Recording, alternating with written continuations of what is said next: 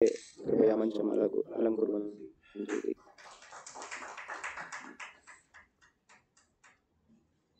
इदानीं उत्पत्तिविधिः समाप्तः, विनियोगविधिश्च आरब्धः। तत्र श्रुतिलिङ्गवाक्यप्रकरणस्थानसमाख्याख्यानि षट्प्रमाणानि विनियोगविधिसहकारीभूतानि इत्युक्त्वा श्रुतिनिरूपणम् आरब्धम्। तत्र इदानीं त्रैविध्यनिरूपणं, तत्रापि विनियोक्त्री श्रुतिः इति या अस्ति तस्याः निरूपणम् इदानीं जायमानमस्ति।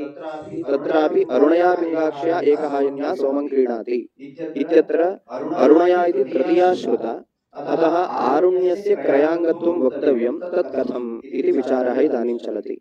आचार्यान् प्रार्थयामहे कृपया निगृह्णन्तु इति।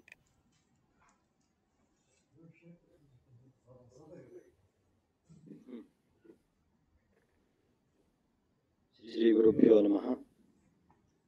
यत्कालेशमात्रेण पुरुषार्थचतुष्टयं प्राप्यते तमहं वन्दे गोविन्दं भक्तवत्सलम्।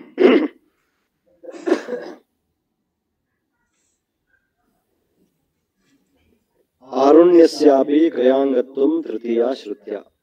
व्रीहिर्यजेत इत्यत्र व्रीहीणां यागाङ्गत्वं दृष्टमस्माभिः। तत्रापि व्रीहिभिः इत्यत्र तृतीया विभक्तिः।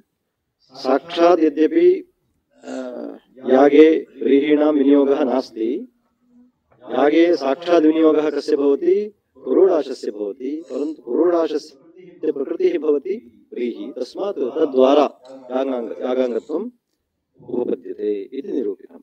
इदानीं अरुणया पिङ्गाक्ष्या एकहायन्या सोमं क्रीणाति इति किञ्चित् वाक्यम्। अरुणया पिङ्गाक्ष्या एकहायन्या सोमं क्रीणाति। ज्योतिष्टोम प्रकरणे इदं वाक्यं श्रूयते। ज्योतिष्टोमे द्रव्यं भवति सोमः। ज्योतिष्टोमस्य यागस्य द्रव्यं भवति सोमः, सः सम्पादनीयः। तदानीं सोमस्य बहवः संस्काराः सन्ति। संस्कृतेन खलु द्रव्येण यागः अनुष्ठेयः। तदानीं सोमस्य बहवः संस्काराः सन्ति। बहुधा सोमः तत्र सम्पाद्यते। गवा क्रीणाति, हिरण्येन क्रीणाति, वाससा क्रीणाति इति सोमस्य बहुविधक्रयणमस्ति। इदं तु वाक्यं प्रसिद्धं, गवा क्रीणाति इति, परन्तु वाससापि सोमस्य क्रयणमस्ति, हिरण्येनापि अस्ति। तदा एते सोमस्य संस्कारः, क्रयणमपि कश्चन संस्कारः। केवलं विद्यमानं स्वीकृत्य अत्र अनुष्ठानं न क्रियते। तथा क्रियमाणे किं भवति? प्रयोगविक्षेपः भवति। प्रयोगविक्षेपः कथं भवति?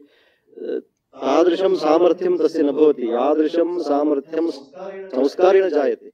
विना संस्कारं तादृशं सामर्थ्यं न भवति। तादृशं सामर्थ्यं न भवति चेत् तादृशी योग्यता न भवति, अतः अपूर्वं न जायते। नो चेत्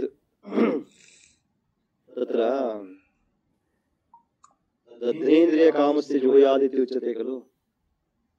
दध्नः इन्द्रियरूपफलं प्रति गुणफलसम्बन्धः इत्युच्यते।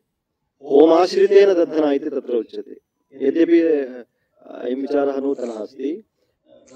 दध्नाज्योतितेन द्रव्यं प्राप्तं, होमोद्देशेन दधि विहितं, तर्हि दध्नेन्द्रियकामस्य जुहुयात् इत्यत्र दधि किमर्थं विधीयते? फलोद्देशेन विधीयते तत्र, अतः गुणफलसम्बन्धः इति कथ्यते। तर्हि तत्र धात्वर्थस्य होमस्य कथं भावनायाम् अन्वयः इति चेत् आश्रयत्वेन अन्वयः इत्युच्यते। तस्य किं फलं? होमाश्रितेन दध्ना यदि होमः अनुष्ठीयते तदानीमेव इन्द्रियरूपफलं जायते, नान्यथा।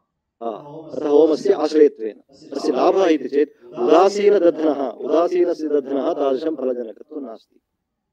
तद्वदत्रापि विना संस्कारेण विना यदि द्रव्यसम्पादनं क्रियते तदानीं तादृशम् अपूर्वं न भवति। यादृशम् अपूर्वं संस्कारेण जायते। अतः संस्काराः तत्र विहिताः, शास्त्रेणैव विहिताः, न अस्माभिः कल्पनीयाः सन्ति। तदर्थं शास्त्रविहितस्य संस्कारस्य अवश्यम् अनुष्ठानं कर्तव्यम्। इति तत्र अरुणया पिङ्गाक्ष्या एकहायन्या सोमं क्रीणाति इति किञ्चित् वाक्यं श्रुतं ज्योतिष्टोम प्रकरणे। तत्र वाक्यार्थाः बहुविधाः सन्ति। अयमपि एकः प्रकारः। अरुणया सोमं क्रीणाति, एकहायन्या सोमं क्रीणाति, पिङ्गाक्ष्या सोमं क्रीणाति इति। इदानीं तत्र विशिष्टविधिः स्वीक्रियते, वाक्यभेदपरिहाराय विशिष्टविधिः स्वीक्रियते। परन्तु यदा पृथक् पृथक् सम्बन्धः उच्यते कारकाणां क्रियान्वये नियमात्, एतानि सर्वाण्यपि कारकाणि खलु, तृतीयविभक्तिः श्रूयते अरुणया पिङ्गाक्ष्या एकहायन्या इति। अतः कारकाणां क्रियया सह सम्बन्धः इति कारणात् अरुणया क्रीणाति इत्युच्यते। अरुण आरुण्यं नाम किमिदम्? इदम् एकहायिनी इत्युक्ते किञ्चित् द्रव्यं, पिङ्गाक्षी इत्युक्ते किञ्चित् द्रव्यं। द्रव्यं नाम एतादृशं द्रव्यमिति नास्ति, कश्चन पदार्थः। आरुण्यं नाम किम्? गुणः सः, वर्णः खलु, अरुणा रक्तवर्णविशेषः। तर्हि सः गुणः किमाश्रित्य तिष्ठति? आश्रित्य एव तिष्ठति खलु। साक्षात् द्रव्यात् भिन्नः कदापि न भवति गुणः। सः तत्र किं द्रव्यमाश्रित्य एव तिष्ठति। तर्हि अरुणया इति कथं वक्तुं शक्यते? यतोहि गुणः खलु, गुणः द्रव्यम् अनाश्रित्य तु न तिष्ठति। तस्मात् इदानीम् अरुणया क्रीणाति इति वाक्यार्थः कथम् उपपादयितुं शक्यते? यद्यपि तृतीया श्रूयते इति तत्र सन्देहः। अतः तृतीया विभक्तेः इदम् अन्यदुदाहरणम्। यद्यपि व्रीहिविरेचयति इत्यत्र अस्माभिः दृष्टं, तद्वदेव अत्रापि तृतीया श्रुतिरस्ति। तथापि किं वैलक्षण्यम्? उभयत्रापि तृतीया वर्तते। उभयत्र विद्यमानयोः तृतीययोः को भेदः इति चेत् इदमेव अत्र वैलक्षण्यम्। अरुणया क्रीणाति इति कथम् आरुण्यस्य क्रयाङ्गत्वम्? तदेव उच्यते न च अमूर्तस्य तस्य कथं क्रयाङ्गत्वमिति वाच्यम्। अमूर्तः भवति गुणः। गुणः खलु अमूर्तः। कुतः अमूर्तत्वं ज्ञायते खलु? मूर्तपदार्थः अमूर्तपदार्थः इति कथ्यते खलु। अयं भवति गुणः अमूर्तः भवति।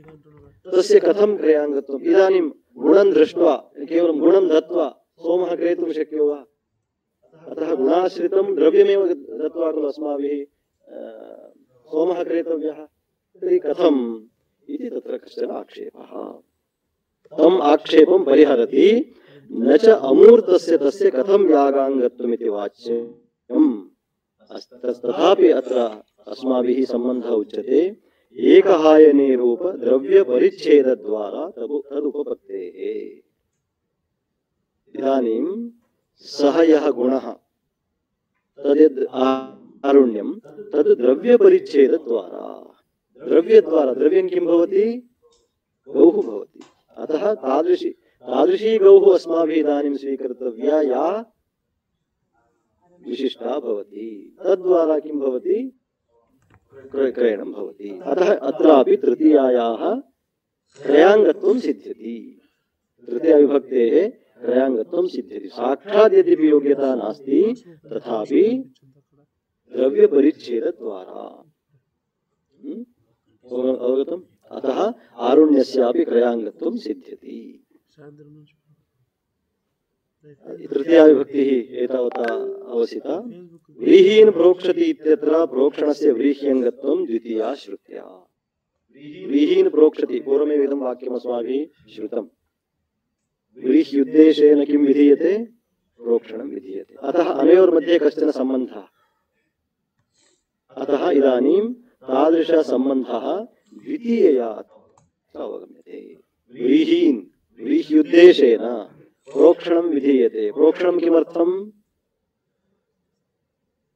अग्रे निरूप्यते। किमर्थं प्रोक्षणं? संस्कार। प्रोक्षणं कश्चन संस्कारः। स च संस्कारः किमर्थः? किमर्थः सः? अदृष्टार्थः। नो चेत् सामान्यस्य व्रीहेः संस्कृतस्य व्रीहेः को भेदः? शास्त्रमस्ति, तस्मात् तदनुष्ठेयम्। व्रीहीन् प्रोक्षति इत्यत्र प्रोक्षणस्य व्रीह्यङ्गत्वं द्वितीया श्रुत्या तच्च प्रोक्षणं न व्रीहिस्वरूपार्थम् इदानीं व्रीहिस्वरूपं प्रोक्षणेन नैव निष्पद्यते व्रीहिस्वरूपं कथं निष्पन्नम् इदानीं व्रीहिषु प्रोक्षणं कृतम् अप्रोक्षिताः व्रीहयः अपि सन्ति तयोः स्वरूपे कोऽपि भेदः दृश्यते वा दृश्यते भेदः इमे व्रीहयः प्रोक्षिताः प्रोक्षणेन संस्कृताः व्रीहयः प्रक्षालनं भिन्नं प्रोक्षणं भिन्नं किम् तत्तु पश्चात् प्रोक्षणानन्तरं स च संस्कारः इदानीं प्रोक्षणेन तत्र व्रीहि स्वरूपे कोऽपि भेदः लक्ष्यते वा दृश्यते वा न वा अतः व्रीहि प्रोक्षणं न व्रीहि स्वरूप सिद्ध्यर्थम् प्रोक्षिताः व्रीहयः अप्रोक्षिताः रूपे तु समानाः स्वरूपे समानाः तयोर्रूपे प्रोक्षित अप्रोक्षित व्रीहि स्वरूपे भेदः कोऽपि नास्ति अतः प्रोक्षणं न व्रीहि स्वरूप सिद्ध्यर्थम् स्वरूप सिद्धिः कथं जायते न जायते खलु प्रोक्षिताः व्रीहयः अप्रोक्षिताः समानाः इदानीं तर्हि प्रोक्षणस्य व्रीहि स्वरूपं प्रति किमपि कारणं नास्ति किमपि प्रयोजनं नास्ति स्वरूपसिद्धिः कथं भवति तर्हि कृष्यादिना एव स्वरूपं सिद्ध्यति कृषिः क्रियते खलु तदानीम् अयं व्रीहिः अयं यवागुः इति इयं यवागुः इति कथं ज्ञायते कृषिकर्मणा एव ज्ञायते तस्मात् प्रोक्षणं न स्वरूपसिद्ध्यर्थम् स्पष्टम् अत एव उच्यते तच्च प्रोक्षणं न व्रीहिस्वरूपार्थम् स्वरूपे अनर्थक्यात् स्वरूपार्थं प्रोक्षणम् इति यदि उच्यते तत्र प्रयोजनं न भवति विना प्रोक्षणमपि स्वरूपं सिद्ध्यति एवं खलु तस्मात् इदानीं प्रोक्षणं न व्रीहिस्वरूपसिद्ध्यर्थं तर्हि प्रयोजनान्तरम् अस्माभिः अन्वेष्टव्यम् यतोहि शास्त्रमस्ति व्रीहीन् प्रोक्षति इति व्रीहीन् प्रोक्षति इति शास्त्रमस्ति तर्हि शास्त्रस्य किमपि प्रयोजनं स्यादेव नो चेत् विधिः न प्रवर्तयति पुरुषं विधिरस्ति चेदपि पुरुषो न प्रवर्तते किमर्थं प्रयोजनं विना किमपि प्रयोजनं वक्तव्यम् अस्माभिः व्रीहीन् अवहन्ति इत्यत्र तुषैमोकार्थं नैके उपायाः दृष्टाः तथापि अवहनने नैव अस्माभिः तुषैमोकः क्रियते तण्डुलनिष्पत्तिः क्रियते किमर्थम् अदृष्टार्थं तच्च अदृष्टं शास्त्रेणैव अवगम्यमानं न तु उपायान्तरेण तस्मात् अस्माभिः अवहननेनैव तुषैमोकः क्रियते तण्डुलनिष्पत्तिः क्रियते अत्रापि न व्रीहिस्वरूपसिद्ध्यर्थं प्रोक्षणं विनापि तस्य सिद्धेः स्वरूपे अनर्थक्यात् स्वरूपसिद्ध्यर्थं प्रोक्षणमित्युच्यते तर्हि इदं शास्त्रम् अप्रमाणं भवेत् तदर्थम् अङ्गीक्रियते व्रीहिस्वरूपस्य प्रोक्षणं विना अनुत्पत्त्यभावात् इत्युक्ते उत्पत्तिः इत्यर्थः प्रोक्षणं विनापि व्रीहिस्वरूपं सिद्ध्यति वा न वा सिद्ध्यति एव अतः प्रोक्षणं न व्रीहिस्वरूपार्थम् किन्तु अपूर्वसाधनत्व प्रयुक्तम् प्रोक्षितैर्व्रीहिभिः यदि अनुष्ठानं पुरोडाशः साक्षात् पुरोडाशो न भवति पुरोडाशः न भवति आदौ प्रोक्षणं पश्चात् अवहननं पश्चात् पेषणम् अनन्तरं भर्जनं पिण्डस्य पिण्डी भावः अनन्तरं पुरोडाशेति बहवः संस्काराः तत्र सन्ति पुरोडाशनिष्पत्तिः न सुलभा आदौ ततोपि प्राक् निर्वापः अस्ति चित्रमुष्टिनिरुपतिः इति निर्वापः अनन्तरं प्रोक्षणम् अनन्तरम् अवघातः अन्ये बहवः संस्काराः सन्ति यान् वयं न जानीमः याज्ञिकाः एव जानन्ति वयं तु केवलं पङ्क्तिं दृष्ट्वा तावन्तमेव अर्थं जानीमः अतः बहवः तत्र संस्काराः सन्ति ते संस्काराः शास्त्रेणैव विहिताः न तु कल्पिताः यदि शास्त्रेण ते संस्काराः विहिताः तर्हि ते अवश्यम् अनुष्ठेयाः एव भवन्ति नो चेत् इदं न भवति अपूर्वं जायते तस्मात् किन्तु अपूर्वसाधनत्व प्रयुक्तम् प्रोक्षितैर्व्रीहिभिः अवहनन द्वारा तण्डुल निष्पत्तिः तेन पुरोडाशः तदानीमेव किं भवति तदानीमेव अपूर्वं जायते चेत् फलं सिद्ध्यति नो चेत् न भवति यदि व्रीहिषु प्रोक्षणं क्रियते तदा तैः यागे अनुष्ठिते अपूर्वं भवति नान्यथा इति स्पष्टम् इदानीं प्रोक्षणस्य अयमेव लाभः प्रोक्षितैः व्रीहिभिः यदि यागानुष्ठानं क्रियते तदानीमेव किं भवति अपूर्वं जायते यदि उदासीन व्रीहया नाम संस्काररहिता तैः यदि अनुष्ठानं क्रियते तर्हि किं न भवति अपूर्वं न भवति चेत् फलं न भवति चेत् पुरुषस्य प्रवृत्तिर्न भवति चेत् शास्त्रं व्यर्थं स्यात् अतः एतत् सर्वं शास्त्रप्रामाण्य संरक्षणार्थम् अस्माभिः शास्त्रविहिताः सर्वेपि उपायाः संस्काराः अवश्यम् अनुष्ठेयाः भवन्ति तस्मात् व्रीहीन् प्रोक्षति इत्यत्र प्रोक्षणं किमर्थम् अपूर्वार्थम् अतः प्रकरणसहकृतया द्वितीया श्रुत्या तण्डुलनिर्वृत्तिप्रणाढ्या यदपूर्वसाधनं तदङ्गत्वं प्रोक्षणस्य उच्यते इति एवं खलु पश्यन्तु इदानीं प्रकरणसहकृतया द्वितीया श्रुत्या इदं वाक्यं व्रीहीन् प्रोक्षति इति इदं वाक्यं कुत्र श्रूयते प्रकरणे श्रूयते कस्मिन् प्रकरणे श्रूयते न तत्र तु सोमः तत्र तु दधि दर्शपूर्णमासयोः तत्र अस्ति खलु पुरोडाशः यदाग्नेयः अष्टाकपालः अमावास्यायां पौर्णमास्यां चाच्युतो भवति पुरोडाशः अस्ति अन्येपि किं व्रीहि प्रकृतिकयागाः सन्ति सौर्यं चरुं निरूपेत् चरुः अस्ति चरुः केन निष्पादनीयः तण्डुलेन पूर्वं व्रीहि अस्ति परन्तु साक्षादिदं वाक्यं कुत्र श्रुतं तत्र तु अतिदेशात् अस्माभिः स्वीक्रियते अतिदेशशास्त्रमिति विकृतौ अग्रे तदपि भवति अतः इदं वाक्यं कुत्र श्रुतं दर्शपूर्णमासप्रकरणे श्रुतं तस्मात् प्रकरणसहकृतया द्वितीया श्रुत्या व्रीहीन् प्रोक्षति इति इदं यद्वाक्यं दर्शपूर्णमासप्रकरणे श्रुतं तस्मिन् प्रकरणे श्रुतस्य अस्य वाक्यस्य किं वाक्यम् एतत् व्रीहीन् प्रोक्षति इति व्रीहीन् इत्यत्र या द्वितीया अस्ति तया श्रुत्या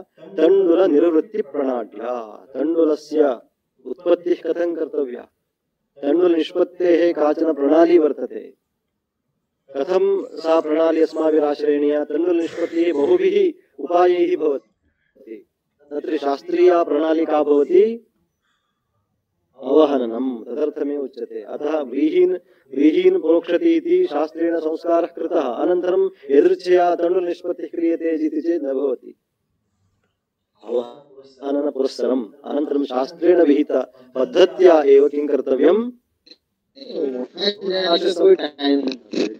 इदानीमेव बट ये था मैं सुबह 5 बजे उठ जाता हूँ इदं किं कर्तव्यम् उठ गया फिर भी उठता हूँ प्रोक्षणं तो आज बारिश हो रही थी इसलिए मैं घूमने नहीं गया तदङ्गत्वं संध्या इत्यादि करके पुनः सो गया अग्रे और वो रात यः पुरोडाशः जायते सः पुरोडाशः यदि उक्तं फलं जनयति तेन यागे अनुष्ठीयमाने यदुक्तं फलं जायते इति इच्छा अस्माकम् अस्ति चेत् अथवा यदुक्तं फलं जायतामिति इच्छा अस्माकम् अस्ति चेत् इयं प्रणाली अस्माभिः आश्रयणीया भवति इयं पद्धतिः अस्माभिः अनुसरणीया भवति तदानीमेव किं भवति अपूर्वं जायते तदङ्गत्वं प्रोक्षणस्य अतः प्रोक्षणस्य इदानीं कस्य अङ्गत्वं व्रीह्यङ्गत्वं व्रीहीन् प्रोक्षति व्रीह्युद्देशेन प्रोक्षणं विधीयते व्रीहिः प्रधानं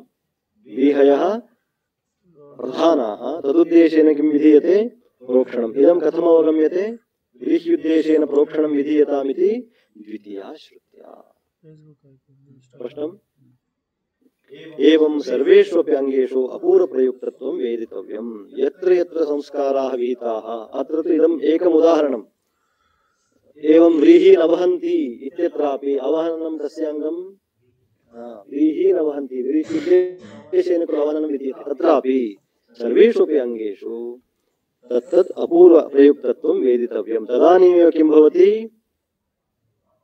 जायते नो चेत् न जायते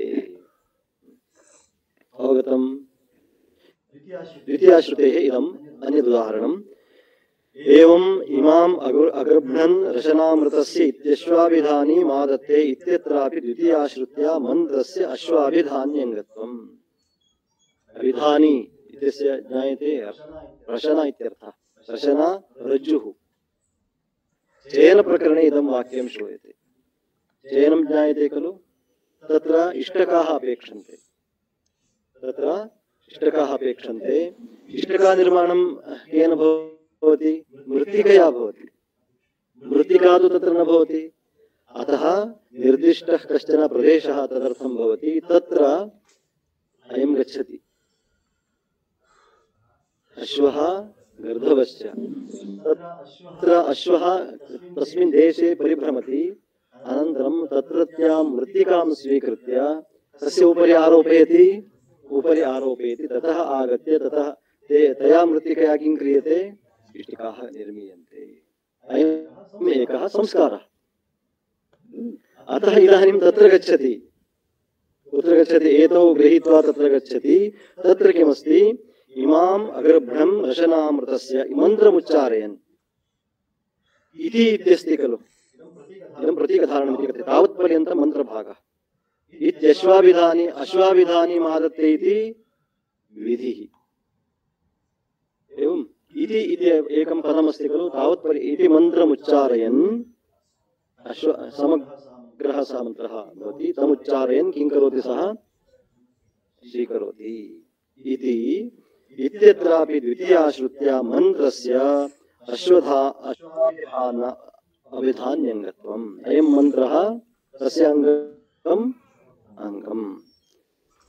अत्र कश्चन लघु सन्देहः कश्चन आक्षेपः अस्ति यत्तु वाक्येयोऽयं विनियोगः इति अत्र वाक्येनैव विनियोगः भवतु न तु द्वितीया श्रुत्या इति केचन आक्षिपन्ति तस्य इदं समाधानं तन्न तथा सति वाक्यालिङ्गस्य बलीयत्वेन यावत् वाक्यात् अश्वाभिधान्यङ्गत्वं भवति तावत् लिङ्गात् रशनामात्राङ्गत्वमेव स्यात्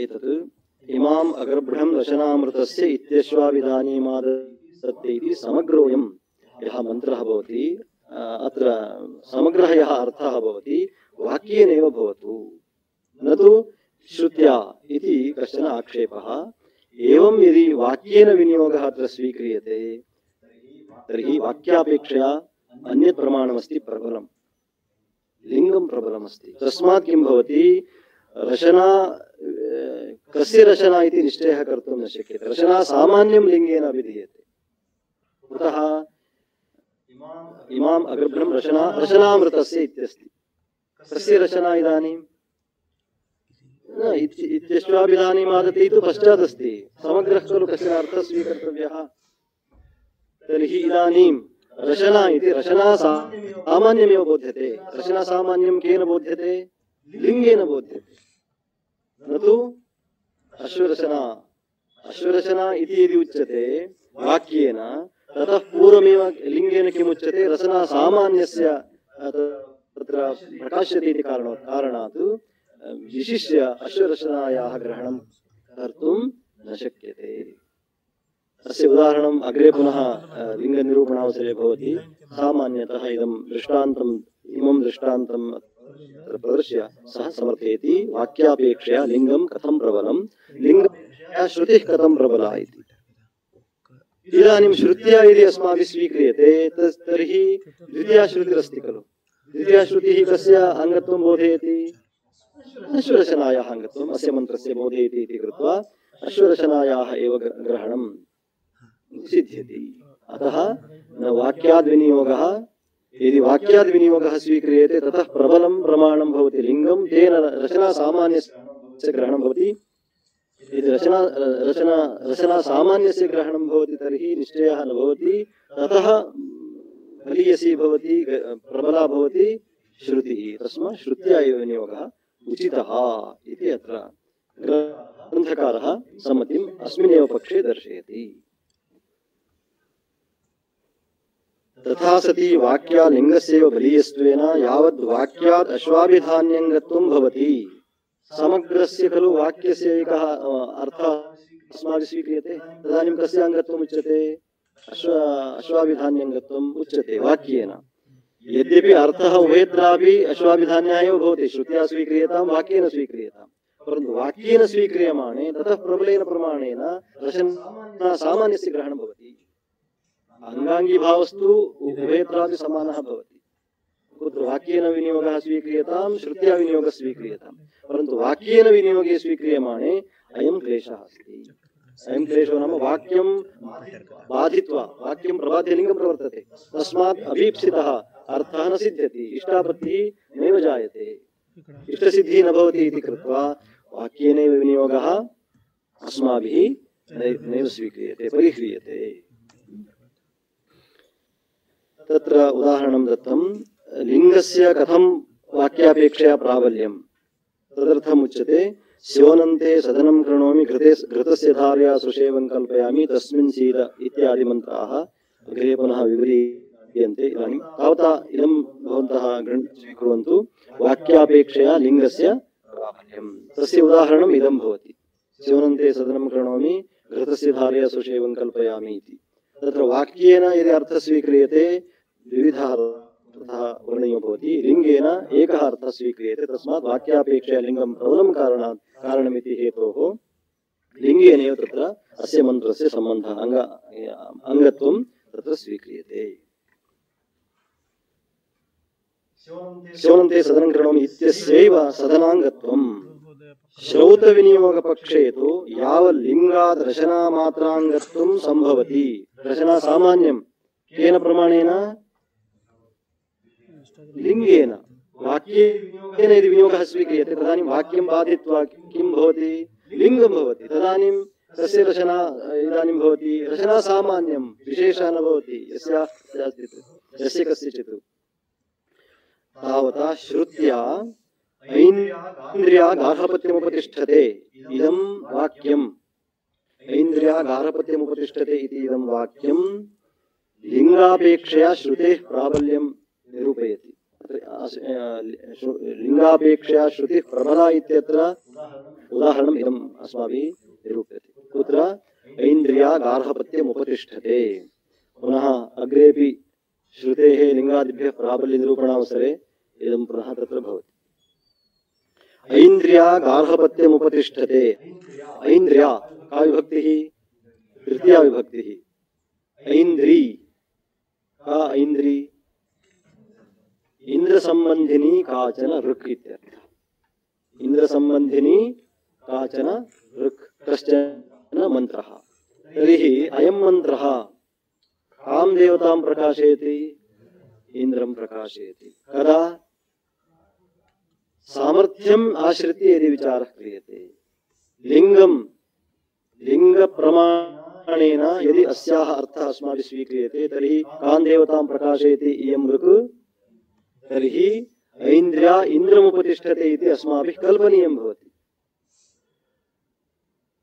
अस्ति खलु ऐन्द्रिया तादृशं वाक्यं नास्ति ऐन्द्री ऋक् इदानीं कस्य अङ्गम् इन्द्रोपस्थानाङ्गम् इति वक्तव्यं यदि इन्द्रः अस्याः ऋचः सम्बन्धी यदि इन्द्रः स्यात् तर्हि किं भवेत् ऐन्द्रिया इति श्रुतिः कल्पनीया अस्माभिः तावता साक्षात् श्रुतिः किमस्ति गार्हपत्यमुपतिष्ठते इत्यस्ति गार्हपत्यः अग्निः अतः तादृशम् अग्निं प्रकाशयति का ऐन्द्री ऋक् इत्युक्ते इदानीम् अग्निसम्बन्धः अस्याः ऋचः इति केन प्रमाणेन अवगम्यते श्रुत्या अवगम्यते तस्मात् लिङ्गापेक्षया कस्याः प्राबल्यं श्रुतेः प्राबल्यं तस्मात् लिङ्गं बाधित्वा श्रुतिः प्रवर्तते किमपि कल्पनीयं नास्ति खलु लिङ्गस्य दौर्बल्यं श्रुतेः प्राबल्यं लिङ्गस्य वाक्यस्य प्राबल्यं वाक्यस्य दौर्बल्यम् इत्यत्र विनिगमकं किम्?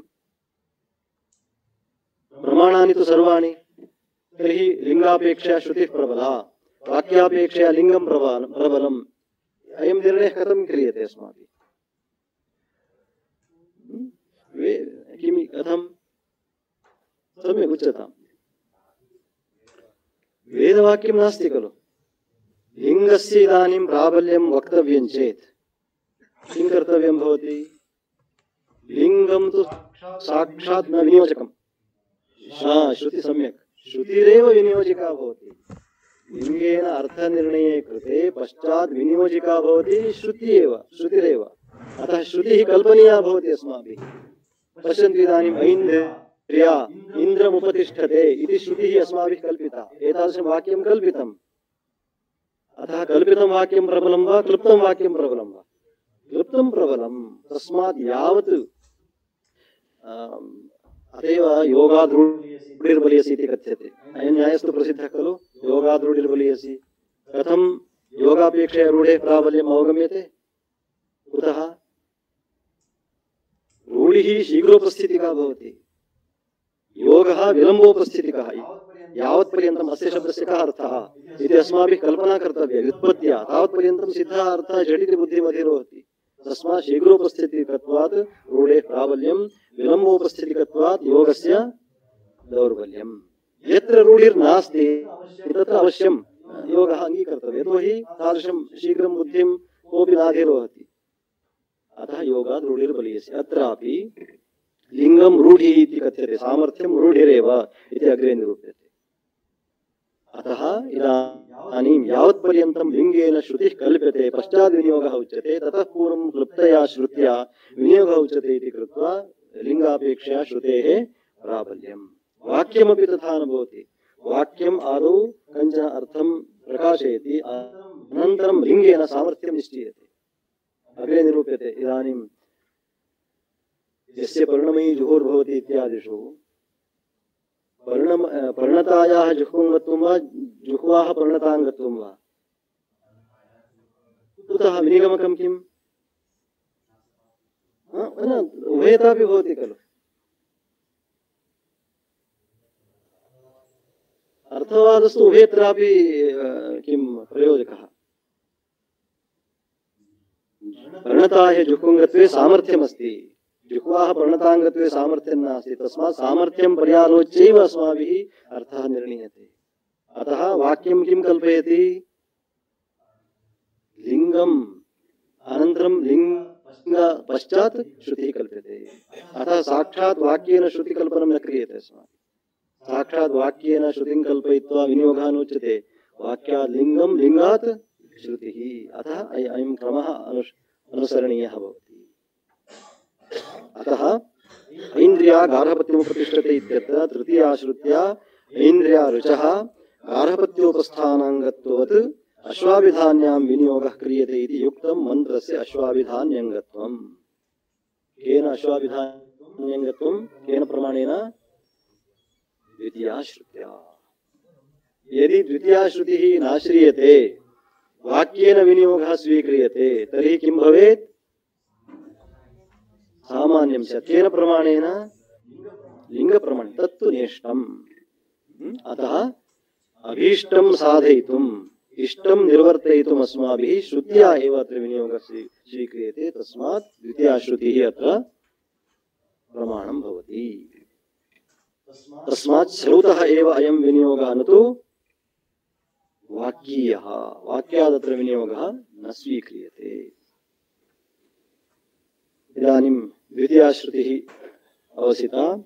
यदाहवनीये जुहोति इति आहवनीयस्य ओमाङ्गत्वं सप्तमी श्रुत्या। अनारभ्य विधिरयम् इति कथ्यते। यदा आहवनीये जुहोति, यत् पदार्थः अत्र त्यज्यताम्। आहवनीये जुहोति इति इदम् अनारभ्य अधीतम्। अनारभ्य अधीतम् इति ज्ञायते खलु। इदानीं व्रीहीन् प्रोक्षति इति कुत्र पठितम्? अधीतं नाम उपदिष्टम् इत्यर्थः। मासप्रकरणे यदाहवनीये जुहोति इति वाक्यं कुत्रापि प्रकरणे नैव पठितम्। इदं सामान्यम्। सामान्यमित्यस्य कः अभिप्रायः सर्वत्रापि इदं वाक्यं सञ्चरति इत्युक्ते यत्र होमः कर्तव्यः स दर्शपूर्णमासो वा भवतु ज्योतिष्ठो वा भवतु अथवा अग्निहोत्रं वा भवतु होमः अनुष्ठीयते चेत् सः होमः कुत्र एव अनुष्ठेयः इति सामान्य बोधकम् इदं प्रमाणम् तत्र परे जुहोति अन्यत्र विशिष्ट पुनः आधारः उच्यते यदि विशिष्टं वाक्यमस्ति तर्हि तत्र तत्रैव होमः कर्तव्यः यदि तादृशं विशिष्टं वाचकं पदं नास्ति प्रमाणं नास्ति तर्हि होमः कुत्र अनुष्ठेयः आहवनीये एव अनुष्ठेयः इति इदं वाक्यं प्रमाणम् अतः अत्र होमाधारत्वेन होमस्य आधारः कः आहवनीयः आधारः नाम किम् अधिकरणम् अत्र आधारत्वेन अयं विधीयते कः किमुद्दिश्य कथम् अवगम्यते होमः होमस्य आधारः अग्निः इति सप्तमी श्रुत्या अतः सप्तमी श्रुतेः इदम् उदाहरणम् एवम् अन्योपि विभक्तिश्रुत्या विनियोगो ज्ञेयः स्पष्टः अवगम्यते खलु होमाधारत्वेन आहवनीयः अत्र विधीयते कथं सप्तमी श्रुत्या एवं सर्वत्रापि अयं विनियोगः अस्ति केवलं कानिचन उदाहरणानि अत्र प्रदर्शितानि एवं विनियोगः तया विभक्त्या तत्तत् सन्दर्भानुसारेण अस्माभिः विनियोगः अवगन्तव्यः विनियोक्त्र्याः प्रथमः प्रकारः कः विनियोक्त्री त्रिविधा इत्युक्तं खलु विभक्तिरूपा इदानीं विभक्तिरूपायाः निरूपणम् उदाहरणं लक्षणसमन्वयश्च इदानीं प्रदर्शितः इदानीं द्वितीयः प्रकारः कः भवति समानाभिधानरूपा सा निरूप्यते पशुना यजेते इत्यत्र एकत्वपुंस्त्वयोः समानाभिधानश्रुत्या कारकाङ्गत्वम् इदानीं पशुना इति अस्ति यद्यपि पशुना यजेत इति अस्माभिर्दृष्टं पशुना यजेते इत्यत्र पशोः यागाङ्गत्वं केन प्रमाणेन पशोः यागाङ्गत्वं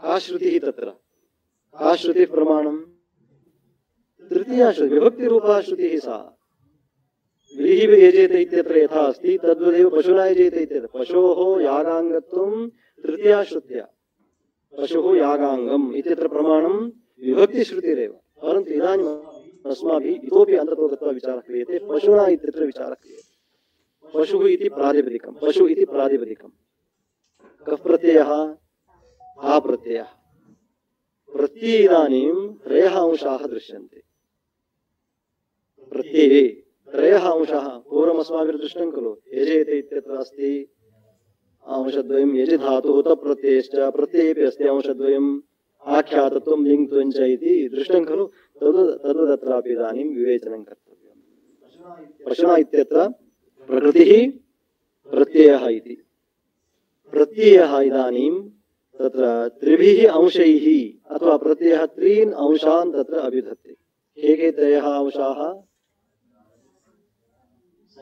संख्या लिङ्गं कारकम् एते त्रयः अपि अंशाः एकेन अभिधीयन्ते वा भिन्नेन भिन्नेन अभिधीयन्ते इयमेव समानाभिधानश्रुतिः तत्र लिङ्गसंख्ययोः साक्षात् कारकाङ्गत्वं नास्ति एतद्द्वारा लिङ्गसंख्ययोः कुत्र अन्वयः उच्यते अस्माभिः प्रातिपदिकार्थे अन्वयः उच्यते सत्त्वप्रधानानि नामानि इति तदर्थं शास्त्रम् एतादृशस्य विशिष्टस्य सम्बन्धः केन सह उच्यते प्रत्ययार्थः यद् कारकं तेन अतः एतादृश विशिष्टस्य कारकस्य कुत्र अन्वयः न कुत्र लिङ्गसंख्या विशिष्टं भवति सत्त्वं तादृश सत्त्वस्य सम्बन्धः कारकेण कारकस्य कुत्र कारकाणां क्रियान्वयनियमात् भावनायां खलु अन्वयः वक्तव्यः अतः इदं लिङ्गसंख्ययोः कारकाङ्गत्वं कथम् समानाभिधानश्रुत्या समानम् अभिधानं ययोः यद्यपि कारकमपि तेनैव अभिधीयते परन्तु तत् प्रधानं लिङ्गसंख्यापेक्षया कारकं प्रधानं यतोहि साक्षात् क्रियायामन्वयः कारकस्य उच्यते लिङ्गसङ्ख्ययोः अमूर्तत्वात् नोच्यते पुनः अयं क्लेशः अस्ति लिङ्गसङ्ख्ययोः कुत्र अन्वयः द्रव्ये अन्वयः द्रव्ये समीचीनम् अतः तद्वा लिङ्गसङ्ख्याविशिष्टं द्रव्यं तत्र अन्वयति कुत्र अनन्तरं तत्कारकं क्रियायाम् अन्वयति इति व्यवस्था अतः इदानीं लिङ्गसङ्ख्ययोः कारकाङ्गत्वं द्रव्यद्वारा कथं समानाभिधानश्रुत्या अन्वयः इदमेव उदाहरणं समानाभिधानश्रुतेः अपि च उदाहरणान्तरम् इदानीं पशुना यजेते इत्यत्र एकत्वपुंस्त्वयोः समानाभिधानश्रुत्या कारकाङ्गत्वं स्पष्टं खलु कारकाङ्गत्वं समानाभिधानश्रुत्या समानम् अभिधानं ययोः यस्मात् तत् समानाभिधानम् पूर्वमपि कदाचित् आगतम् इदानीं शाब्दी भावनायाः साध्यं किम् आर्थी भावना प्रमाणं समानाभिधानश्रुतिः इत्युक्तम् उक्तं खलु इदानीं येन अंशेन आर्थी भावना अभिधीयते कः सः अंशः तप्रत्ययः त इति प्रत्ययः तेनैव खलु आर्थी भावना अभिधीयते तेनैव आर्थी भावना यद्यपि धर्मद्वयं परन्तु रूपं तु समानं किं तद् रूपं त इति प्रत्ययः इयमेव समानाभिधाना श्रुतिः इति कथ्यते इदानीम् उदाहरणान्तरं यजेत इत्याख्याताभीतसङ्ख्यायाः भावनाङ्गत्वं समानाभिधानश्रुतेः यजेत इत्यस्ति खलु यजेत इत्यत्रापि पुनः प्रकृतिः प्रत्ययः इति अंशद्वयं का प्रकृतिः यजि धातुः प्रत्ययः प्रत्ययः प्रत्यये पुनः त्रयः अंशाः सन्ति इदानीं के ते त्रयः अंशाः त्रयः धर्माः सन्ति के ते त्रयः धर्म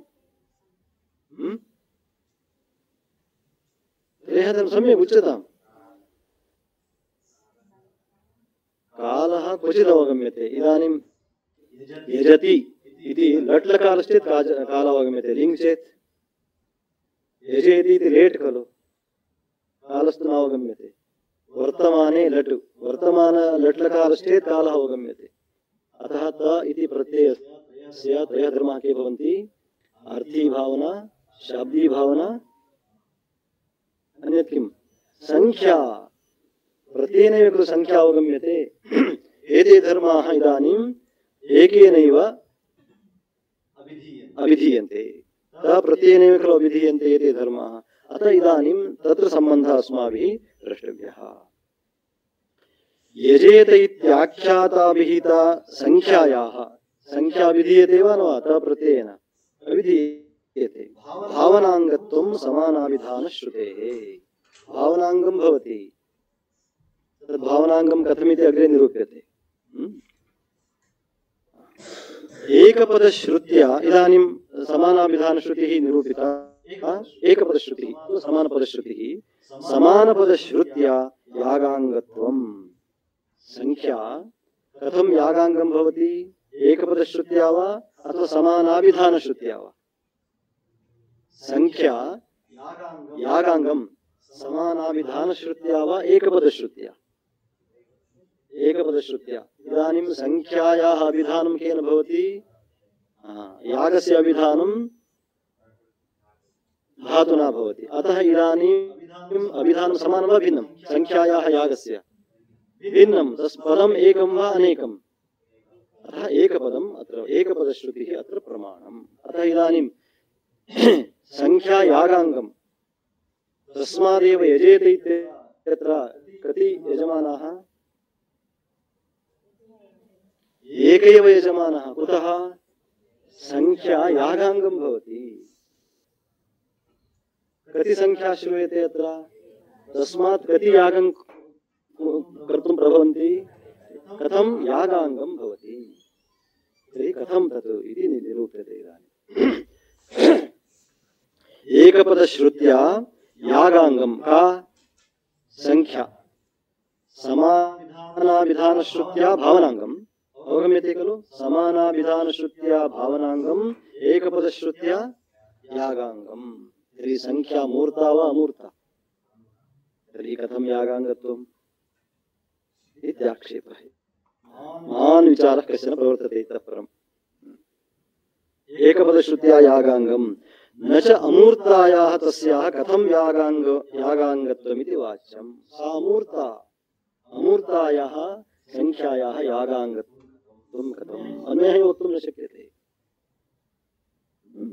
इति वाच्यं न च वाच्यं कर्तृपरिच्छेदद्वारा तदुपपत्तेः यागं कः करोति कर्ता करोति इदानीम् एकः यजते द्वौ यजेते त्रयः यजन्ते इति इदानीं संख्या कुत्र अन्वेति केन द्वारा गच्छति यागं प्रति कर्तृद्वारा तस्मात् एकः यजते द्वौ यजेते त्रयः यजन्ते इति सिद्ध्यति अतः इदानीं संख्यासम्बन्धः यागं प्रति साक्षात् नास्ति कथं भवति कर्तृद्वारा कर्ता मूर्तो वा अमूर्तः मूर्तः तस्मात् तस्य अङ्गत्वम् उपपद्यते अतः इदानीं यद्यपि इयम् अमूर्ता संख्या तथापि कर्तृद्वारा यागाङ्गं भवति इति हेतोः एकः यजते द्वौ यजेते त्रयः यजेरन् इति वाक्यार्थः सिद्ध्यति तर्हि कर्ता न श्रूयते खलु अत्र कर्ता श्रूयते वा अस्माकं व्याकरणानाम् इदानीं युद्धं भवति व्याकरणाः सन्ति वा अत्र इमेव अस्माकं प्रतिस्पर्धिनः अस्तु कर्तृपरिच्छेदद्वारा परिच्छेदद्वारा नाम कर्तृद्वारा साक्षात् नास्ति तद्वारा यागाङ्गं तदुपपत्तेः संख्यायाः यागाङ्गत्वं कथं सिद्ध्यति कर्तृद्वारा अतः इदानीम् अमूर्तायाः तस्याः संख्यायाः यागाङ्गत्वं सिद्ध्यति तर्हि यजेत इत्यत्र कर्ता श्रूयते वा कर्तृवाचकं किमपि अस्ति वा तत्र यजि धातुः यागं ब्रूते तप्रत्ययः भावनाम् अभिधत्ते कर्ता कुत्र श्रूयते अत्र नास्ति एव खलु कर्ता तर्हि कर्तृद्वारा इति कथं वदन्ति इति आक्षेपति इदानीं व्याकरणं कर्ता च आक्षेपलभ्यः आक्षेपलभ्यो नाम आकांक्षया सिद्ध्यति इत्यर्थः यद्विना यन्नोपपन्नं तत्तम् आक्षिपति अस्माभिः आदावेव प्रतिज्ञा कृता यद्विना यन्नोपपन्नं तत् तम् आक्षिपति सः आक्षेपलभ्यः आक्षेपलभ्यः इति व्यवह्रियते तस्मात् कर्तारं विना न सिद्ध्यति किं न सिद्ध्यति न कृतिः कृतिः न सिद्ध्यति कृतिमान् हि कर्ता अतः कृतिरस्ति चेत् यदि कृतिरस्ति कृतिर्नाम भावना इत्यर्थः आर्थी भावना कृतिः इति व्यवह्रियते अत्र आर्थी भावना अस्ति वा नास्ति अस्ति सा अस्ति चेत् तं विना सा अनुपपन्ना न निष्पद्यते कर्तारं विना कृतिः नैव निष्पद्यते इति कारणात् सा तम् आक्षिपति तस्मात् सः अवश्यम् उपतिष्ठते अवश्यम् उपस्थितो भवति सा तम् आक्षिपति तस्मात् सः इदानीं कथम् अत्र उपस्थितो भवति आक्षेपात् तस्मात् अस्ति सः नास्ति इति वक्तुं न शक्यते यद्यपि प्रत्ययांशे कर्ता न श्रूयते तथापि प्रत्ययांशे विद्यमानाया अर्थी भावना कृतिः सा कृतिमन्तं पुरुषम् इत्युक्ते कर्तारम् आक्षिपति तस्मात् कर्ता आक्षेपलभ्यः तस्मात् आक्षेपलभ्ये कर्तरि इयम् अन्वेति का अन्वेति संख्या तद्वारा यागाङ्गं भवति संख्या अतः अत्र प्रमाणं किं भवति एकपदश्रुतिः स्पष्टम्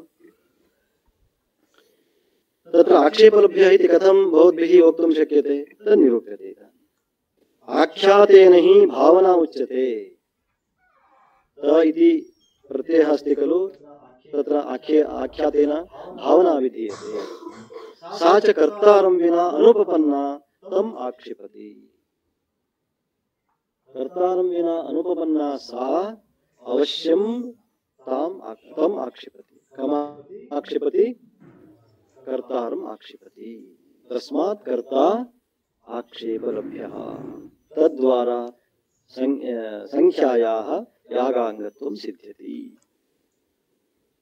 आख्यातार्थ निरूपणम् इदानीं वैयाकरणाः बहु विवदन्ते बहु युद्धमस्ति बह्वीः युक्तिः स्वीकृत्य ते किं कुर्वन्ति इमं पक्षम् आक्षिपन्ति अस्माभिः निराकरणं कर्तव्यं ते किं कुर्वन्ति वैयाकरणाः आक्षिपन्ति अस्माभिः समाधानं वक्तव्यम् ननु किमित्येवं वर्ण्यते आक्षेपलभ्यः कर्ता इति आक्षेपलभ्यः कर्ता आख्यातवाच्या भावना इति वदन्ति खलु भवन्तः किं प्रमाणम् वयं किं ब्रूमः आख्यातवाच्यः कर्ता आक्षेपलभ्या भावना इति विपरीतं वदामि विपरीतं नाम भवद्भिः यः पक्षः साधितः उपस्थापितः तं पक्षं वयं प्रक्षिपामः आक्षिपामः कथं ननु किमित्येवं वर्ण्यते आक्षेपलभ्यः कर्ता इति आख्यातवाच्य एव किं न स्यात् सः आख्यातवाच्यः एव स्यात् किमर्थं न स्यात् आख्यातवाच्यः कर्ता स्यात् आक्षेपलभ्या भावना स्यात् भवन्तः किं वदन्ति भावना आक्षेपलभ्यः कर्ता इति वदन्ति वयं नाङ्गीकुर्मः वयं किं ब्रूमः कर्ता आक्षेपलभ्या भावना तदर्थं युक्तयः अस्माभिः प्रदर्श्यन्ते कथम् अत्यन्तं रमणीयः वर्तते अयं प्रसङ्गः सम्यक् अवधार्यताम् तत्र सप्त अंशाः सप्त युक्तयः तैः प्रदर्श्यन्ते अत्र आख्यातवाच्यः कर्ता आक्षेपलभ्या भावना भवतु इति भवति आख्यातश्रवणे भावनायाः इव कर्तुरपि प्रतिपत्तेः यथा आख्यातश्रवणे भावना अभिधीयते इति भवद्भिरुच्यते तथैव कर्ता अपि तत्र प्रतिपद्यते कर्ता अपि तत्र प्रतीयते किमर्थं कर्ता आक्षेपलभ्य इति वक्तुं शक्यते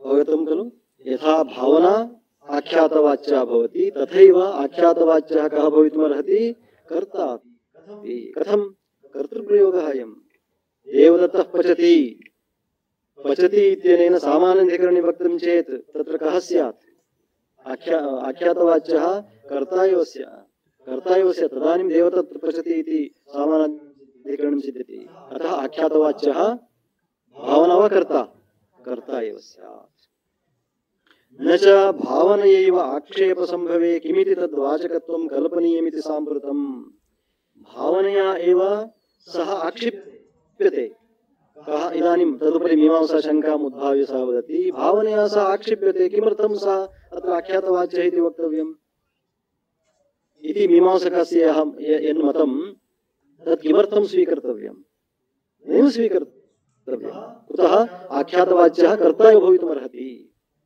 इति न च भावनैव आक्षेपसम्भवे किमिति तद्वाचकत्वं कल्पनीयमिति साम्प्रतं मीमांसकः किं वदति आख्यातवाच्या भावना सा तम् आक्षिपति तस्मात् आक्षेपलभ्यः कर्ता यदि आक्षेपलभ्यः सः लभ्यते तर्हि आख्यातवाच्यः इति किमर्थं वक्तव्यम् इति मीमांसकः वदति खलु इति अस्ति आक्षेपलभ्यः कर्ता इति अस्माकं न तत्र किञ्चित् अस्ति वैलक्षण्यं केचन दोषाः भवन्ति आक्षेपलभ्यः इति तस्य आक्षेप प्राप्तिः यदि उच्यते आक्षेपात् प्राप्तिः उच्यते अनुपपत्तयः बह्व्यः सन्ति अतः किमर्थम् एवं भवताम् आग्रहः मीमांसकानां कः आग्रहः वाच्या भावना आक्षेपलभ्यः कर्ता इति एवम् आग्रहः कुतः आक्षेपलभ्या भावना भवतु आख्यातवाच्यः कर्ता एव भवतु तथा सति आख्यातवाच्यकर्ता एव भावनाक्षेपसम्भवे तद्वाचकत्वमपि न स्यात् यदि आख्यातवाच्यकर्ता एव आख्यातवाच्यः कः इदानीं कर्ता कर्ता केषां मते वैयाकरणानां मते तदानीं भावनाक्षेप संभवे भावना एव आक्षेपः लभ्यते संभवे तद्वाचकत्वं कस्य किं वाचकत्वं आख्यातस्य कर्तृवाचकत्वं किमर्थं न स्यात् अनेन उक्तं खलु मीमांसकेन किम् उच्यते आख्यातवाच्या भावना आक्षेपलभ्यः कर्ता इति इदानीम् अयं किं वदति कर्ता आख्यातवाच्या भावना आक्षेपलभ्या भावना इत्युच्यते किं विनिगमकम् अत्र भवन्मतं भवान् स्थापयति मन्मतम् अहं स्थापयामि को भेदः अथ उभयतापि स्वीकर्तुं शक्यते खलु भवतः आग्रहः कुतः इति इदानीं प्रसङ्गः स्पष्टं खलु इदानीम् आख्यातवाच्यः कर्ता आक्षेपलभ्या भावना इति यदि पक्षः आश्रियते तर्हि इमे गुणाः अस्माभिः वक्तुं शक्यन्ते इमे दोषाः परिहर्तुं शक्यन्ते आख्यातवाच्या भावना आक्षेपलभ्यः कर्ता इति पक्षः आश्रियते इमे दोषाः परिहर्तुं न शक्यन्ते के दोषाः भवन्ति क्रमशः दर्शयति वैयाकरणः प्रथमं किं च भावनायाः न केवलं कर्तृैव सम्बन्धः कारकान्तरेणापि सम्बन्धात् इदानीं कारकाणां कुत्र अन्वयः उच्यते अस्माभिः क्रिया क्रिया नाम कृतिः भावना इत्यर्थः सर्वेषां कारकाणां सम्बन्धः केन सह भवति कया सह भवति भावनया सह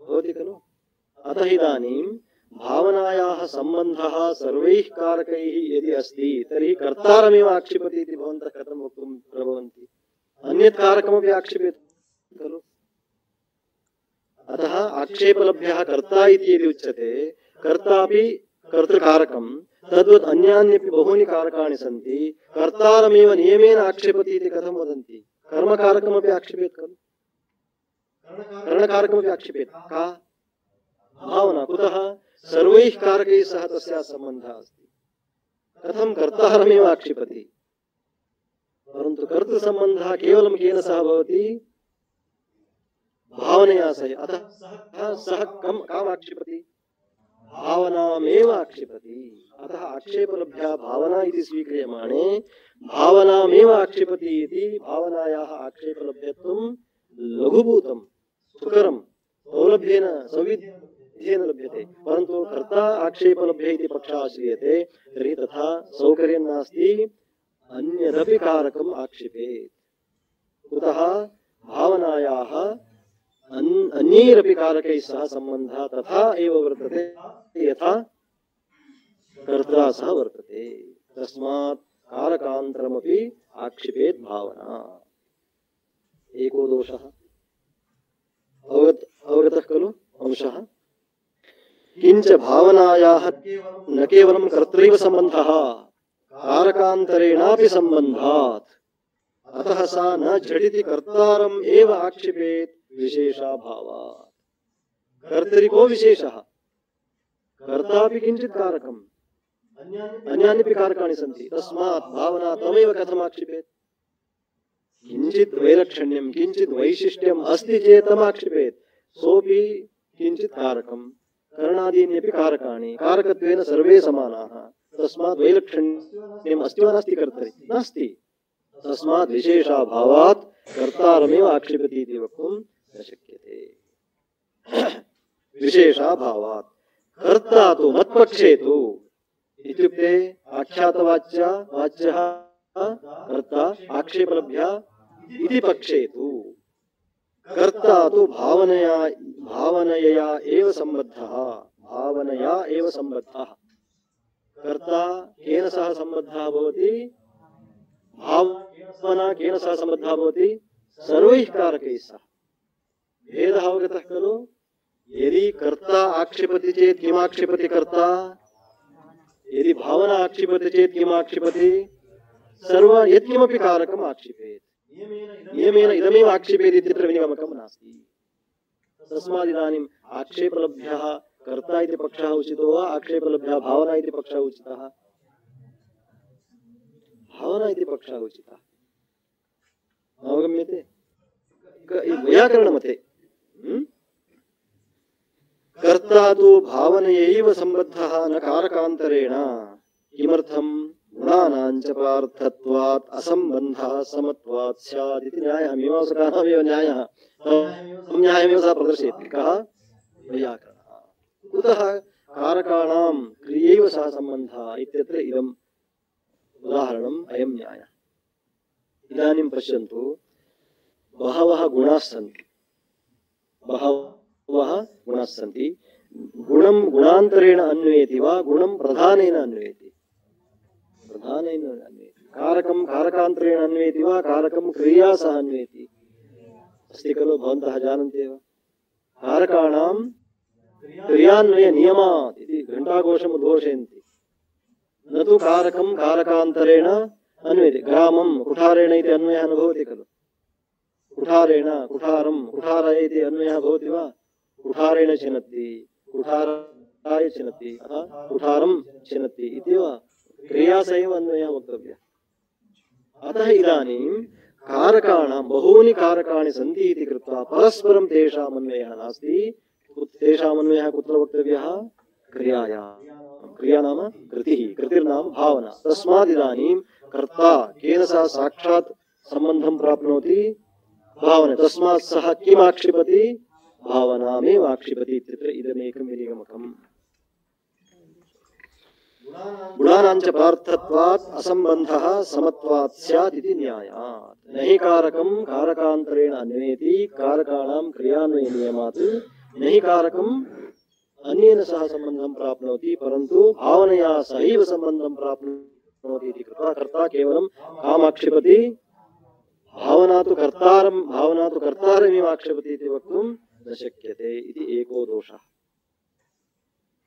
अतः सः झटिति ताम् आक्षिपेदिति स एव आख्यातवाच्यः अतः इदानीम् आख्यातवाच्यः कर्ता इति पक्षः यदि आश्रियते तर्हि सः झटिति नियमेन तामेव आक्षिपति कामाक्षिपति आक्षिपति यदि आख्यातवाच्या भावना इति स्वीक्रियते तर्हि सा तमेव आक्षिपेदिति वक्तुं न शक्यते यथा कर्त्रा सह तस्याः सम्बन्धः तथैव अन्यकारकेणापि तस्याः सम्बन्धः वर्तते इति भावना तु आक्षेपलभ्या किं न स्यात् तस्मात् झटिति सा उपस्थिता भवति इति कृत्वा आख्यातवाच्यः कर्ता आक्षेपलभ्या भावना इति एको हेतुः एका युक्तिः अनन्तरं किञ्चैवं तृतीयादिविभक्तीनामपि करणादिवाचकत्वं न स्यात् तेषामपि कर्तृवद् आक्षेप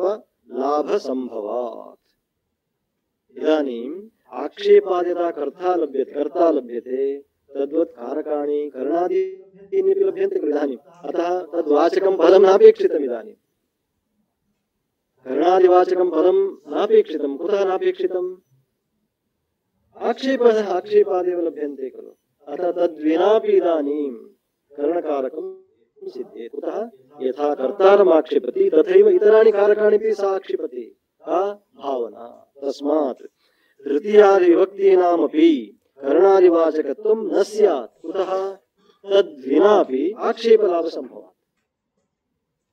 सा यथा कर्तारम् आक्षेपति तथैव अन्यानि कारकाणि आक्षेपति तस्मात् तृतीयादिविभक्ति अभावेपि आक्षेपादेव सिद्धे पुनः तृतीयादिविभक्तीनां का आवश्यकता तद्विनापि सिद्ध्यति खलु इति तेषामपि कर्तृवत् आक्षेप लाभ संभवात् यथा आक्षेपात् लभ्यते कर्ता तद्वत् करणादिकमपि आक्षेपादेव लभ्यते इति हेतोः तृतीयादिविभक्तिः नापेक्षिता इदानीं तद्विनापि आक्षेपादेव सिद्ध्यति इति द्वितीयो दोषः किञ्च यदि कर्ता न वाच्य स्यात् कथम् एकत्वं तेन अन्वियात् भवता एव उच्यते तावता संख्यायाः अन्वयः कथं भावनाङ्गत्वं कथं कर्तृपरिच्छेदद्वारा इति कर्ता इदानीम् आख्यातवाच्यः वर्तते वा न भवति कर्ता कथं लब्धः तर्हि संख्यायाः अन्वयः कथम् इदानीं कर्ता शाब्दो वा अशाब्दः अशाब्दः संख्या शाब्दी, संख्या शाब्दी, कर्ता अशाब्दः, न्याय विरोधः भवति इदानीं। नहि शाब्दम् अशाब्देन अन्वेति इति न्याय विरोधः। भवतामेव न्यायः अयं, केषां मीमांसकानां नहि शाब्दम् अशाब्देन अन्वेति। तर्हि भवतां न्याय विरोधः भवता एव इदानीं प्रदर्श्यते। यदि कर्ता न वाच्य स्यात् कथम् एकत्वेन अन्वियात्। तत्र शाब्दः शाब्दः इति व्यवहारः क्रियते खलु। शाब्दः इत्यस्य कः अर्थः? तत्र नहि शाब्दम् अशाब्देन अन्वेति इत्यस्ति। तत्र वृत्त्या पदजन्य उपस्थिति विषयः यः भवति सः शाब्दः इति। वृत्तिः नाम शक्तिः इत्यर्थः। अस्य शब्दस्य अयम् अर्थः इति शक्त्या कश्चन वाच्यः अर्थः भवति खलु, सः शाब्दः शाब्दः इति। अविधा इति व्यवह्रियते। अभिधीयते अनेन अयम् अर्थः, सः भवति शाब्दः। शक्त्या पदजन्य उपस्थिति विषयः यः भवति सः शाब्दः। इदानीं कर्ता शाब्दो वा अशाब्दः? संख्या शाब्दी वा अशाब्दी? यतोहि शाब्दी वृत्त्या त इति यः प्रत्ययः अस्ति तत्र त्रयः अंशाः दृष्टाः। तत्र शाब्दी भावना, अर्थी भावना, संख्या। तस्मात् इदानीं तेन पदेन उपस्थितः विषयः भवति संख्या। अतः शब्देन अभिहिता सा। कर्ता शब्देन अभिहितो वा? तर्हि संख्यायाः अन्वयः कुत्र उच्यते? कर्तृद्वारा भावनाङ्गत्वम् इत्युक्तं। तस्मात् अशाब्द संख्यायाः क्षम्यतां शाब्दी संख्या अशाब्दे कर्तरि कथम् अन्वेति? अवगतम्? नहि शाब्दम् अशाब्दम् अन्वेति इति न्याय विरोधः। नहि शाब्दम् अशाब्देन अन्वेति इति युक्तम्, न युक्तम् इदानीं। विरोधः, न्याय विरोधः। अन्यथा ऊहादिलोपप्रसङ्गः। तत्र नवमाध्याये ऊहः इति कश्चन विचारः भवति। अतिदेशात् परम् अस्माभिः ऊहः क्रियते। अनुष्ठानार्थम् ऊहः इति काचन व्यवस्था भवति। प्रकृतियागाः विकृतियागाः इति भवन्ति। प्रकृतियागाः विकृतियागाः। केवलम् अस्माकं मीमांसकानां सिद्धान्तः वाक्यार्थ सिद्ध्यर्थमेव न पर्याप्तम्। अस्माकं विचारः केवलं वाक्यार्थनिर्णयार्थमेव न, ततः परम् अनुष्ठानमपि कर्तव्यम्। प्रयोगपर्यवसायी अयं विचारः। केवलं विचारं कृत्वा अत्र अस्माकं कार्यं सम्पन्नम् इति मीमांसकानां न। तावत्पर्यन्तम् एतेषां व्यापारः भवति, यावत्पर्यन्तं प्रयोगः अनुष्ठीयते तावत्पर्यन्तं। प्रयोगानुष्ठानपर्यन्तं विचारस्य विषयः प्रवर्तते। अतः विचारं कृत्वा केवलं अस्माभिः कार्यं सम्पादितम् इत्येव नैव मन्तव्यम्। कियत्पर्यन्तम् अस्माकं व्यापारः प्रयोगानुष्ठानपर्यन्तं। तत्र काम्ये रुचिरस्ति चेत् अनुष्ठीयताम्, परन्तु नित्यनैमित्तिकयोः रुचिरस्तु मा वा अनुष्ठानम् अवश्यं कर्तव्यम्। शास्त्रेणैव तथा आदेशः अस्ति, आदिष्टमस्ति। आहारः सन्ध्यामुपासीत यावज्जीवम् अग्निहोत्रं जुहोति यावज्जीवं दर्शपूर्णमासाभ्याम् इति आजीवनपर्यन्तम् इदम् अनुष्ठेयं भवति। तदर्थम् इमे सर्वेपि विचाराः उपयोगिनः भवन्ति। अतः इदानीं किं कर्तव्यम् अस्माभिः? प्रकृतियागः इति कश्चन भवति, विकृतियागः इति केचन यागाः भवन्ति। तत्र प्रकृतिविकृतिनिश्चयः एवं क्रियते। यत्र समग्राङ्गोपदेशः सा प्रकृतिः, यत्र कतिपयानाम् अङ्गानाम् उपदेशः सा विकृतिः इति। यत्र कतिपयान्येव अङ्गानि उपदिष्टानि तदानीं तेषाम् अनुष्ठानं कथमिति जिज्ञासायाम् अतिदेशशास्त्रम् इति किञ्चित् प्रवर्तते। प्रकृतितः अपेक्षितानि अङ्गानि तत्र अतिदिशति तच्छास्त्रम्। इदानीं सौर्ययागः इति काचन विकृतिः। सौर्यं चरुं निर्वपेत् ब्रह्मवर्चसकामः। सौर्यं चरुं निर्वपेत् ब्रह्मवर्चसकामः। देवता का भवति? यत्र सूर्यः भवति। अस्य यागस्य प्रकृतिः, तत्र प्रकृतिविकृतिनिर्णयः सप्तमे अष्टमे क्रियते। दर्शपूर्णमासगत आग्नेयः इति स्वीक्रियते। तत्र द्रव्यसादृश्यं, देवतासादृश्यम्, एतत् सर्वं विनिगमकं भवति। यत्र द्रव्यसादृश्यमपि अस्ति देवतासादृश्यमपि अस्ति तत्र विप्रतिपत्तिर्नास्ति। देवतासादृश्यं क्वचित् नास्ति, द्रव्यसादृश्यं क्वचित् भवति। तत्र द्रव्यसादृश्यस्य प्राबल्यं वा देवतासादृश्यस्य प्राबल्यं वा इति विचारः कृतः। देवता सादृश्यस्यैव प्राबल्यम् इति निर्णयः कृतः। भवतु स च विचारः अन्यः। इदानीं प्रकृतिस्तु आग्नेयः। तत्र आग्नेयात् तत्र मन्त्राः धर्माः अतिदिश्यन्ते। कुत्र? सौर्ये। आग्नेये का देवता? अग्निः देवता। मन्त्रः कः भवति? अग्नेये त्वा जुष्टं निर्वपामि इत्ययं मन्त्रः। सः इदानीं तत्र गच्छति। कुत्र गच्छति? सौर्ये गच्छति। अयं मन्त्रः तत्र विकृतो नास्ति। तस्मात् किं कर्तव्यम् इदानीम्? अतिदेशः क्रियते। अतिदेशः कृतः अनन्तरं पुनः ऊहा कर्तव्यः। अग्निस्थाने कस्य ऊहा कर्तव्यः? इदानीम् ऊहा नैव कर्तव्यः स्यात्। कुतः? अन्यथा इदं नहि शाब्दमशाब्देन अन्वयति। स्मृतिरस्ति। का स्मृतिरस्ति? अग्निः इति अस्ति। अत्र सूर्यः इति अस्माभिः तत् स्थाने अयं शब्दः स्वीकर्तुं न शक्यते खलु इदानीम्। अत्र श्रूयमाणः शब्दः अन्यः, तत्र विद्यमानः शब्दः अन्यः। तस्मात् स्मृत्या एव स्मृतेन तस्य केवलं विनामन्त्रं प्रयोगः कर्तव्यः स्यात्। विनामन्त्रं प्रयोगः अनुष्ठेयः स्यात्। तदानीम् ऊहः एव भवितुं नार्हति अशाब्दत्वात्। अतः नैशाब्दमशाब्देन अन्वयति इति न्यायविरोधे न केवलम् अत्र विप्रतिपत्तिः परन्तु ऊहादिलोपोऽपि स्यात्। ऊहादि अनुष्ठानं भवतां सम्मतं। तेषां मीमांसकानां तैरेव ऊहा क्रियते। एकः महान् अध्यायः एव अत्र अस्ति। त्रिधा ऊहः, मन्त्रोहः, संस्कारोहः, सामोहः इति। अतः ऊहादिलोपप्रसङ्गः स्यात् इति एकः अपरः दोषः। ततः अवगम्यते खलु? केषाञ्चित् जिज्ञासा संशयः प्रश्ने अस्ति चेत् पृच्छन्तु। नो चेत् अग्रे गच्छामः। किञ्च देवदत्तः पचति इति सामानाधिकरण्यं न स्यात्। अयमपि एको दोषः।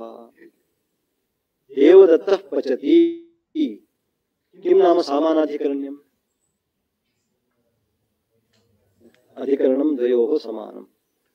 इदानीं नीलोघटः इदं समानाधिकरणस्य उदाहरणं वा न वा? नीलोघटः किम् अत्र कथं समानाधिकरणमिदं? समानविभक्तिः उभयत्रापि अस्ति। देवदत्तः पचति इत्यत्र तु समानविभक्तिर्नास्ति। तथापि सामानाधिकरण्यम् अस्माभिः प्रतिपाद्यते। कथं सामानाधिकरण्यं? भिन्न प्रवृत्तिनिमित्तयोः शब्दयोः समानार्थप्रतिपादकत्वं समानाधिकरण्यम्। अन्यत्र तयोः अर्थः भिन्नः भिन्नः स्यात् परन्तु यत्र तयोरर्थः तत्र समानं ताभ्यां समानः अर्थः प्रतिपाद्यते तदानीं सामानाधिकरण्यं सिद्ध्यति। देवदत्तः पचति इत्यत्र तत् सामानाधिकरण्यम् अस्ति। इदानीं भौतिकरीत्या यदि अस्माभिः आख्यातवाच्यः कर्ता न स्वीक्रियते तर्हि सामानाधिकरण्यं न स्यात्। देवदत्तः पचति इति सामानाधिकरण्यं न स्यात्। कथं? न हि केवलं भावनावाचकस्य आख्यातस्य देवदत्तपदेन सामानाधिकरण्यम् उपपद्यते। न हि भावनावाचकस्य आख्यातस्य भावनावाच्या आख्यातवाच्या भावना। तर्हि तत्र कर्ता अस्ति वा? नास्ति। तर्हि देवदत्तः इति तु अस्ति। तर्हि तस्य अस्य च कथं सम्बन्धः? अधिकरणं समानं वा भिन्नम्? इदानीं कर्ता कथं लभ्यते? आक्षेपः लभ्यते। देवदत्तः इति कथम् उच्यते? अत्र देवदत्तः पचति इति।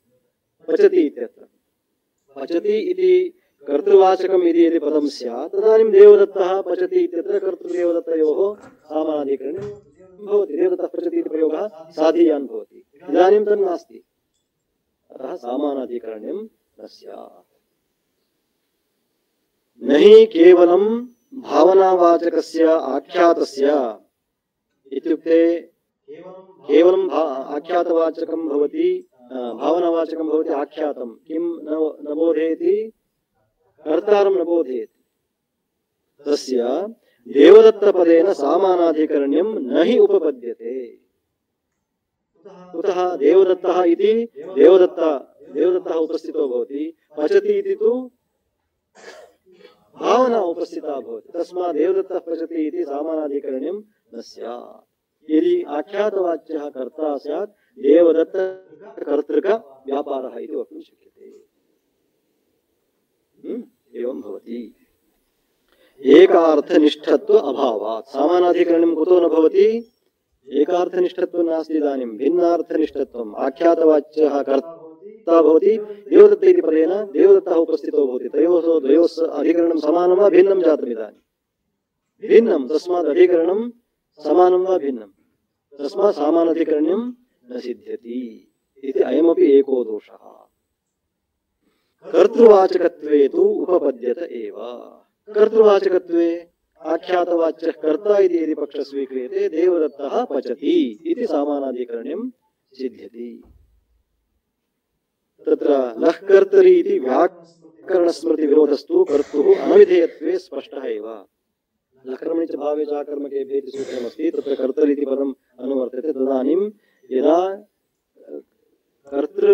कर्तृर्थे लकारः प्रयुज्यते तदानीं कः प्रयोगः? कर्तरिप्रयोगः। कर्ता अस्ति इति एव खलु सः कर्तरिप्रयोगः इति उच्यते। यदि सः न स्यात्, यत्र कर्म अभिधीयते तदानीं कर्मणि प्रयोगः, आख्यातेन कर्ता अभिधीयते तदानीं कर्तरिप्रयोगः इति व्यवहारः खलु। इदानीं सः कर्तरिप्रयोगः इति कथं वक्तुं शक्येत? यतोहि तत्र कर्ता एव न प्रतीयते। तस्मादयं कर्तरिप्रयोगः इति व्याकरणस्मृत्या यः अर्थः प्रतिपादितः सः अर्थः इदानीं विरुध्यते। तस्मात् आख्यातवाच्यः कर्ता एव। इतोपि दोषः प्रदर्श्यते इदानीं। किञ्च कर्तुः अनभिधेयत्वे कर्ता यदि नाभिधीयते केन? आख्यातेन देवदत्तेन पचति इति प्रयोगप्रसङ्गः। अनिष्टप्रयोगः इदानीम् आपद्येत। देवदत्तेन पचति, अयं प्रयोगः किं साधीयान् प्रयोगः अथवा असाधुः? असाधुप्रयोगः। मीमांसकः एवं न प्रयुङ्क्ते खलु। मीमांसकोऽपि देवदत्तेन पचति इति प्रयुङ्क्ते वा? न प्रयुङ्क्ते। तर्हि देवदत्तेन पचति इति अनिष्टप्रयोगापत्तेः कर्तुः अनभिधेयत्वे। कथं? तृतीया हि अनभीतयोः कर्तृकरणयोः विहिता। अनभीते तृतीया, अभीते प्रथमा इति अधिकारः खलु तत्र। अनभीते का विभक्तिर्भवति? तृतीया भवति। इदानीं देवदत्त पचति इत्यत्र कर्ता अभीतो वा अनभीता? तर्हि इति प्रयोगः स्यात्। यदि अभीतः तदानीं पचति इति भवति। इदानीम् अभीतो वा अनभीतः, तस्मात् देवदत्तेन पचति इति प्रयोगः स्यात्। तृतीया हि अनभिहितयोः कर्तृकरणयोः विहिता। आख्यातेन कर्ता नाभिहितः इति कर्तृवाचिनी तृतीया स्यादेव। पचति इत्यत्र कः न विहितः? कर्ता न विहितः, न अभिहितः। किम् अभिहितं? का अभिहिता? भावना। तस्मात् इदानीम् अभिहिते कर्तरि प्रथमा स्यात्, अनभिहिते कर्तरि तृतीया स्यात्। तर्हि कर्ता कस्यां विभक्तो भवति? तस्मात् देवदत्तेन पचति इति प्रयोगः। कर्ता न अभीतः इति कर्तृवाचिनी तृतीया स्यादेव। कुतः? तत्र अनभीतयोः कर्तृकरणयोः तृतीया इति शास्त्रम्। तस्मात् कर्तुः अभिधाने तु अभिहितत्वादेव तृतीया न प्राप्नोति। प्रश्नम्? अभिहिते प्रथमा। यदि कर्ता अभिहितः तर्हि का विभक्तिर्भवति? प्रथमा भवति। तदानीं देवदत्तः पचति इति साधीयान् प्रयोगः। कर्तुः अभिधाने तु अभिहितत्वादेव तृतीया न प्राप्नोति तस्याः अनभिहिताधिकारस्थत्वात्। सा कुत्र भवति? अनभिहिताधिकारे अस्ति, न तु अभिहिताधिकारे। का? तृतीया। अभिहिताधिकारे तु प्रथमा एव भवति। तस्मात् देवदत्तः पचति इत्येव साधीयान् प्रयोगः भवति। देवदत्तः पचति इति तु प्रथमा तु प्राप्नोत्येव। प्रथमायाः अभिहितकारक विभक्तित्वा। अभिहिते प्रथमा, तस्मात् कर्ता अभिहितः इति कारणात् अभिहितत्वात् तस्मिन् अधिकारे इयं प्रथमा अस्ति इति कारणात् अभिहिते का विभक्तिर्भवति? तर्हि रूपं किं स्यात्? प्रयोगः साधीयान् वा असाधुः? साधीयान् एव स्यात्। देवदत्तः पचति इति। तस्मादपि आख्यातवाच्यः कर्ता एव स्यात्। अथवा अत्र वार्तिककारमतं व्याकरणेपि एवं सूत्रकारमतं भिन्नमिति उच्यते। किमुच्यते तत्र? प्रातिपदिकार्थमात्रवाचिनी वाचित्वाद्वा। प्रातिपदिकार्थे प्रथमायाः अन्यः कोऽपि अर्थः नास्ति। प्रातिपदिकस्य अर्थः स एव प्रथमा इति सूत्रकारस्य मतम् इति तत्र वैविध्यं भवन्तः वैयाकरणाः पश्यन्तु।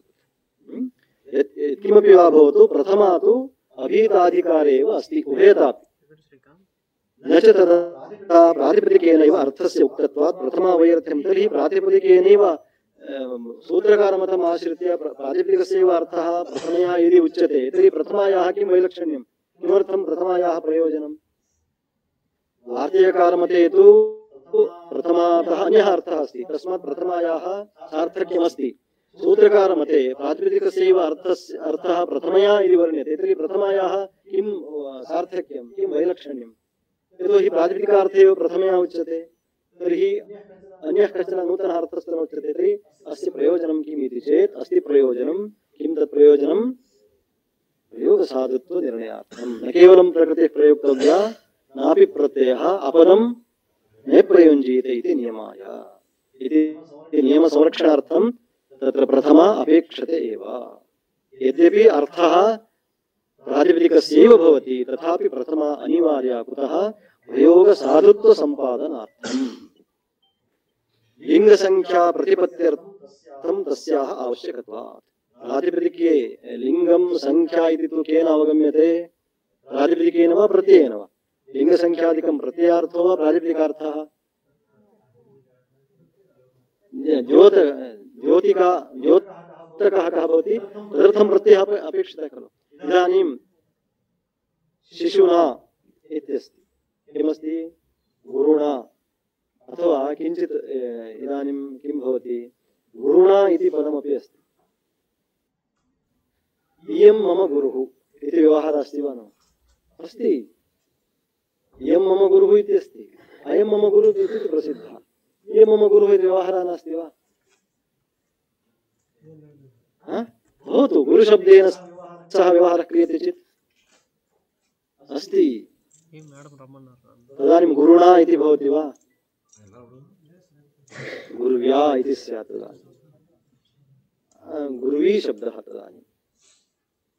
तथा तत्र स्त्रीलिङ्गव्यवहारः यदा क्रियते तदानीं टा प्रत्यये इन आदेशः न भवति, गुरून् इति न भवति, तदानीं गुरुः इत्येव भवति। अतः इदानीं प्रत्ययेनैव किम् अवगम्यते? लिङ्गं संख्या। सन्देहः? तस्मात् लिङ्गसंख्या प्रतिपत्तिः प्रत्ययार्थेनैव भवति इति कृत्वा प्रत्ययार्थस्य सार्थक्यम् अस्ति। प्रयोगसाधुत्वाच्च इतोपि अग्रे गत्वा किमर्थं प्रत्ययार्थः अस्माभिः अत्र स्वीकर्तव्यः? प्रत्ययः यद्यपि प्रातिपदिकार्थे वर्ण्यते प्रत्ययार्थेनापि चेदपि प्रत्ययार्थः कुतः अत्र योजनीयः?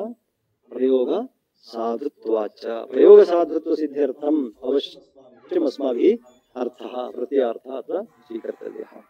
ततश्च यदि कर्ता न वाच्य स्यात् देवदत्तेन पचति इति प्रयोगः स्यात्। पूर्वमुक्तम् अस्माभिः देवदत्तेन पचति इति असाधु प्रयोगः स्यात्। कुतः? अनभीते तृतीया, अभीते प्रथमा इति। तस्मात् आख्यातवाच्यः कर्ता इति सिद्धम् इति पूर्वपक्षसंक्षेपः। एतावता सप्तभिः प्रमाणैः, सप्तभिः हेतुभिः, सप्तभिः युक्तिभिः आख्यातवाच्यः कर्ता आक्षेपलभ्या इति वैयाकरणैः उपस्थाप्यते। अवगतं खलु? तत्र अत्राहुः। इदानीम् एतेषां सर्वेषामपि समाधानमुच्यते। स एव हि शब्दस्य अर्थः यः प्रकारान्तरेण न लभ्यते अनन्यलभ्यः शब्दार्थः इति न्यायात्। आदावेव काचन प्रतिज्ञा कृता अस्माभिः, यस्मात् यत् प्रतीयते तत् तस्य वाच्यम् इति। यस्मात् यत् प्रतीयते तत् तस्य वाच्यम्। तस्य कः अर्थः? शब्दार्थः न अन्यलभ्यः। तर्हि शब्दार्थः केन लभ्यः? शब्द न अनन्यलभ्यः शब्दार्थः न अन्यलभ्यः इत्यस्य कः अर्थः? इत्यस्य कः अर्थः?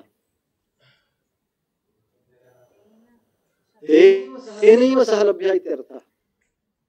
अन्यलभ्यः इत्यस्य कः अर्थः? शब्दार्थः तस्य शब्दस्य अर्थः न अन्यलभ्यः किन्तु केन लभ्यः? तेनैव लभ्यः इत्यर्थः इति कश्चन न्यायः वर्तते। सह एव हि शब्दस्य अर्थः यः प्रकारान्तरेण न लभ्यते।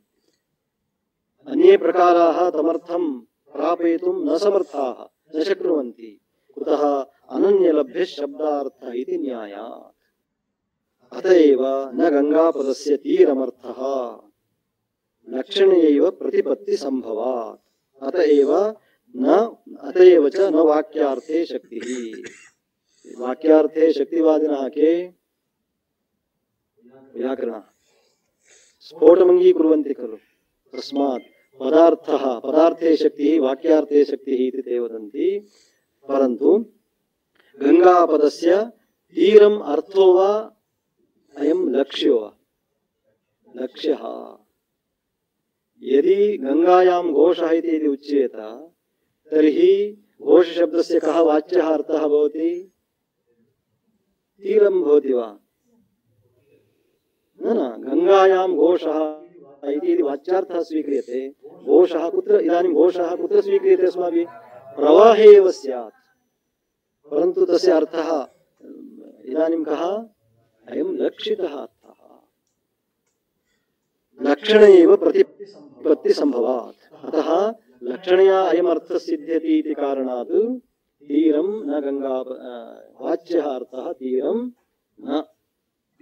अतएव च न वाक्यार्थे शक्तिः। एवञ्च आख्यातवाच्य भावना कर्तारं विना अनुपपन्ना ताम आक्षेपति इति आक्षेपादेव कर्तुः प्रतिपत्ति संभवे। पुनः एकवारम् उपसंहरति स्वकीयं मतं मीमांसकः।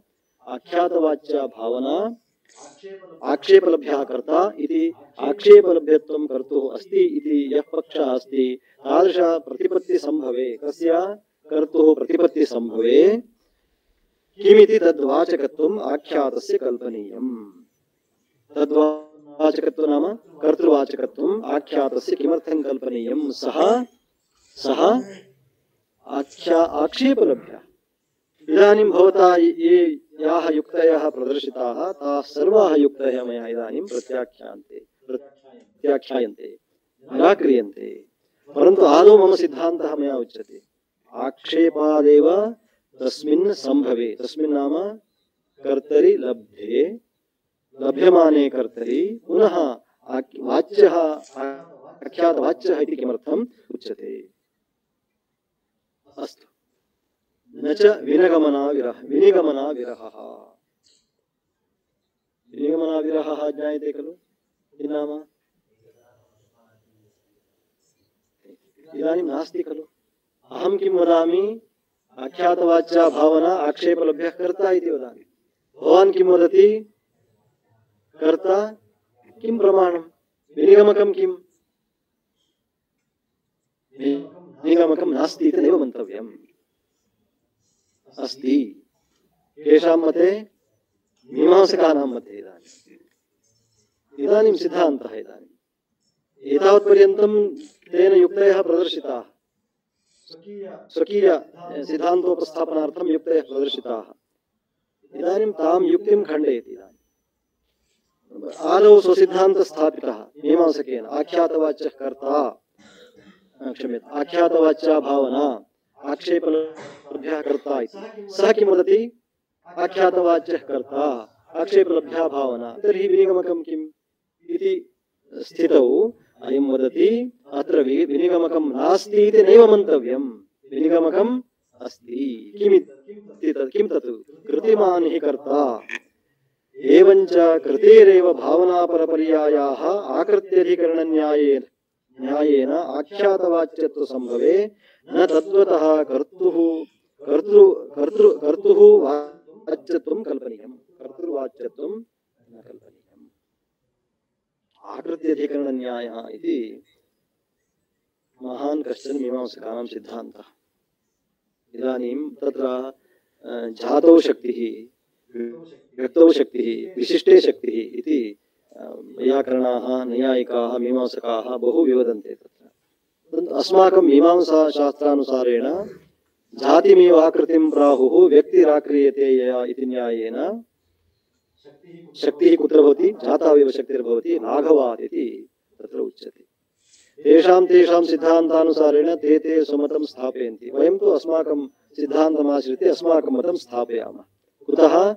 व्यक्तीनाम् आनन्द्यात् अनन्तशक्तिकल्पना प्रयुक्त गौरवप्रसङ्गः भवति इति हेतोः जातावेव शक्तिः लघीयसी भवति। तस्मात् वयं जातिशक्तिवादिनः। के? मीमांसकाः। कृतिमान् हि कर्ता, कर्ता कृतिमान् इत्युक्ते कृतिः तस्मिन् वर्तते। कुत्र? कर्तरि भवति, तद्वान् सः, अतः कृतेरेव कर्तरि कृतेरेव। इदानीं कृतिमान् इत्यनेन कृतिशब्देन किं गृह्यते? भावना एव गृह्यते। अतः भावनापरपर्यायाः कृतिः, आकृतिः, भावना, आर्थी भावना, फलभावना, यत्नः, प्रयत्नः एते समानार्थकाः। यत्नः, प्रयत्नः, कृतिः, भावना, आर्थी भावना सर्वे समानार्थक शब्दाः। पर्यायाः भावनापरपर्यायाः आकृत्यधिकरणन्यायेन आख्यातवाच्यत्व संभवे। आख्यातं किम् अभिधत्ते? भावनाम् अभिधत्ते। भावना नाम का? कृतिः। तस्मात् कृतिमान् कः? कर्ता। एवं तद्वतः तद्विशिष्टः भवति इत्युक्ते कृतिः तस्मिन् अस्ति एव। संभवे न तद्वतः। तद्वतः नाम कृतिमतः। कः कृतिमान् कः? कर्ता। तस्य कर्तृवाच्यत्व कल्पनीयं। किमर्थं पुनः कल्पनीयं? कृतिरस्ति तर्हि अवश्यं तेन भाव्यमेव भवति। यदि कृतिरस्ति तर्हि अवश्यं कृतिमान् स्यादेव, नो चेत् कृतिः न भवति। कृतिः चेतननिष्ठो धर्मः। कृतिः भावना इति या व्यवह्रियते, कृतिः इति या व्यवह्रियते, सा कृतिः चेतने एव भवति। तस्मात् तत्र रथो गच्छति इत्यादिषु महान् विचारः प्रवृत्तः। रथः कथं गच्छति? अचेतनत्वात् खलु। गच्छति इत्यत्र तु भावना विधीयते इति विचारः कृतः। कर्तृवाच्यत्वं कल्पनीयं, न तद्वतः कर्तृवाच्यत्वं कल्पनीयं गौरवप्रसङ्गात्। व्यक्तीनाम् आनन्द्यात् सर्वत्रापि तेषु तत् कर्तव्यमिति कारणात् गौरवं भवति। तस्मात् अस्माभिः गौरवभिया किं स्वीक्रियते? आकृतिरेव स्वीक्रियते। आकृति जातिरेव स्वीक्रियते। कुत्र शक्तिः? शब्दस्य शक्तिः कुत्र? व्यक्तौ वा जातौ? जातावेव स्वीक्रियते। कुतः? आनन्द्यात्, लाघवानुरोधेन इति एकः। द्वितीयः इदानीं पक्षः प्रदर्शितः। न च भावना कारकान्तरेण अपि सम्बद्धा तदुज्झित्वा न झटिति कर्तारम् आक्षिपति इति वाच्यमिति तेन उक्तं खलु। भावना, कर्ता तु भावनामेव आक्षिपति। कुतः? साक्षात् कर्ता केन सह सम्बद्धः भवति? भावनया सह सम्बद्धः। परन्तु भावना कर्तारमेव आक्षिपति इति वक्तुं न शक्यते। कुतः? अन्यैः सह अपि तस्याः सम्बन्धः तथैव अस्ति इति न च वाच्यम्। न च भावना कारकान्तरेणापि सम्बद्धा तदुज्झित्वा त्यक्त्वा इत्यर्थः। न झटिति कर्तारमेव आक्षेपति इति न च वाच्यम्। सा यद्यपि अन्यैः कारकैः सह सम्बद्धा, यथा कर्त्रा सह सम्बद्धा तथैव, परन्तु सा हि यथा नियमेन कर्त्रा सम्बद्धा न तथा करणादि कारकान्तरेण कारकान्तरेण। अन्यैः कारकैः सह तस्याः सम्बन्धः अस्ति, न मया निराक्रियते, परन्तु कर्त्रा सह यादृशसम्बन्धः अन्यैः कारकैः सह नास्ति। अत एव तिष्ठति इत्यादिषु तया तदनाक्षेप। तिष्ठति इत्यादौ किं कारकम् आक्षिपति? कर्तारमेव आक्षेपते न तु अन्यानि कारकाणि आक्षेपति तिष्ठति शेते इत्यादिषु केन शेते इत्युच्यते वा कः शेते इति आक्षेपति तस्मात् इदानीं भावनायाः साक्षात् सम्बन्धः केन सह भवति कर्ता सह भवति इत्यस्मात् कारणात् तमेव आक्षेपति अतः प्रथमं सा कर्तारमेव आक्षेपति न कारकान्तरम् अतः इदानीम् अन्यानि कारकाणि यद्यपि सा आक्षेपति सम्बन्धं धारयति बिभर्ति अन्यैः कारकैः सह तथापि साक्षात् सम्बन्धं केन सह धत्ते भावना कर्ता सह तस्मात् झटिति कम् आक्षेपति कर्तारमेव आक्षेपति इत्यत्र इदं निगमकम् तिष्ठति इत्यादौ तद्दृश्यते अतएव च आख्याताभीता संख्या न कारकान्तरेण सम्बध्यते तस्य प्रथमम् अनुपस्थितेः अतः संख्यायाः सम्बन्धः इदानीं केन सह भवति आख्याताभीता संख्या कुत्र अन्वेति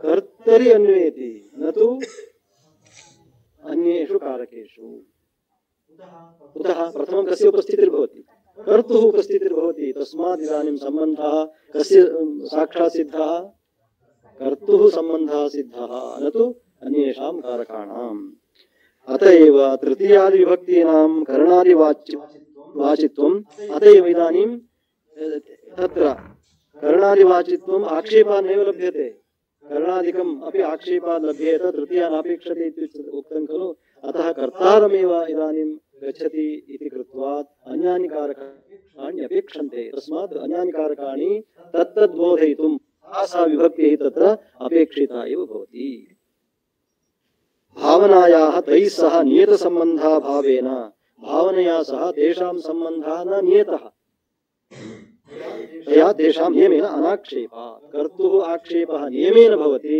इतरेषां कारकाणाम् आक्षेपात् प्राप्तिः अनियमेन भवति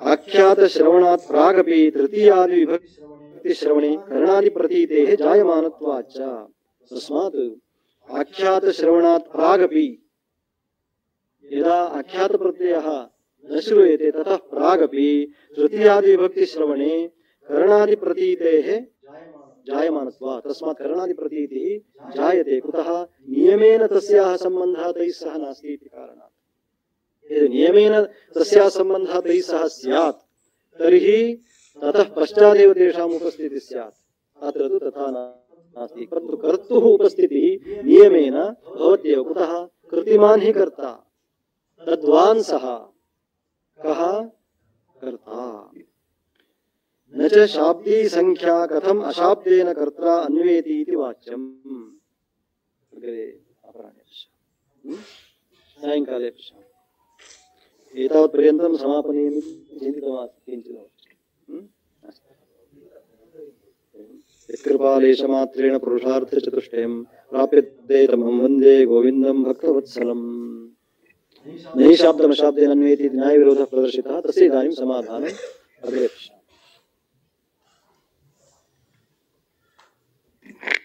धन्यवादाः आचार्याः पर्यन्तं श्रुतिप्रमाणं